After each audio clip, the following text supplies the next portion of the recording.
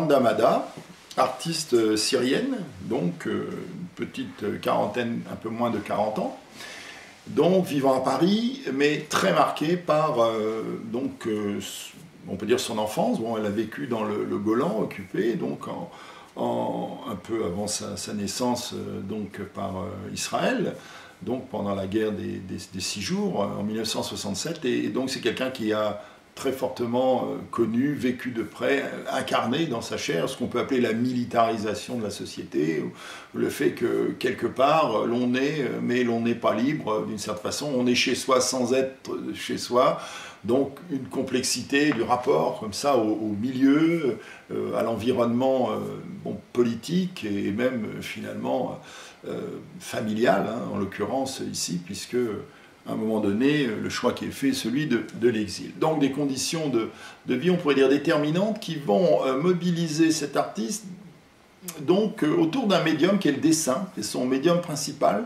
Le dessin, c'est une grande dessinatrice dont les travaux ont été remarqués, et notamment pour leur caractère presque, on pourrait dire, surréaliste, un petit peu étonnant.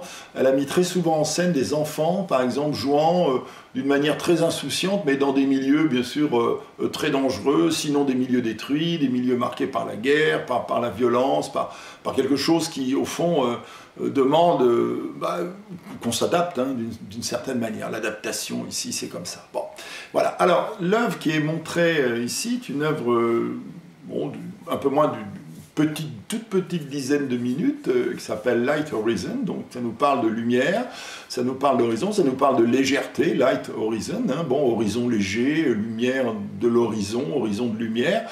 Bon, voilà. De quoi s'agit-il? En fait, il s'agit pour l'artiste de montrer le travail d'une femme donc dans une maison qui se trouve donc sur le plateau syrien du Golan occupé, donc un village, une petite ville qui s'appelle Enfit, et donc un travail de nettoyage, vraiment très, très attentionné, cette femme qui range, qui nettoie, etc. Et on comprend à un moment donné, comme vous le verrez, que ce qui est nettoyé ici, c'est au fond une ruine, c'est une maison détruite. Donc voilà, une sorte de constat. Que faire d'une vie, quand elle est la vôtre, dans un lieu qui est le vôtre aussi, celui où vous vivez, mais qui est un lieu finalement de ruine, qui est un lieu, au fond, où même la reconstruction physique de l'habitat n'est pas envisageable, lors même que la vie, la recherche du confort, elle l'est complètement, bien évidemment. Donc, une réflexion sur la vie dans les ruines, qui n'est pas anodine en un moment où, bien sûr, les ruines se multiplient, ou en tout cas les conditions de vie précaires sont, hélas, très représentées aujourd'hui dans notre monde.